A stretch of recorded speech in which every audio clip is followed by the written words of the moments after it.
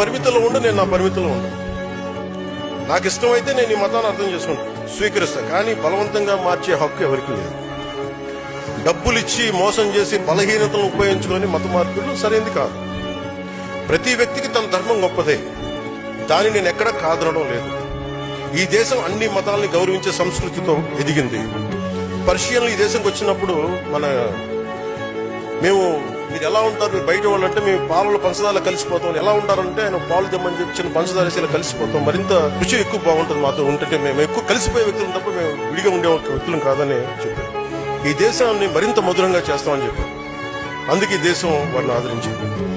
శ్రీకృష్ణదేవరాయల కాలంలో అరబ్ వ్యాపారులు గుర్రాలు అమ్మడానికి వచ్చి మాకు ప్రార్థనా స్థలం లేదు అని అడిగితే ఆయన మస్జిదులు నిర్మించి ప్రార్థనలు చేసుకునే అవకాశం కల్పించారు. ఎందుకంటే ఈ దేశ సంస్కృతికి ఇన్సెక్యూరిటీ, అభద్రతా భావం లేదు.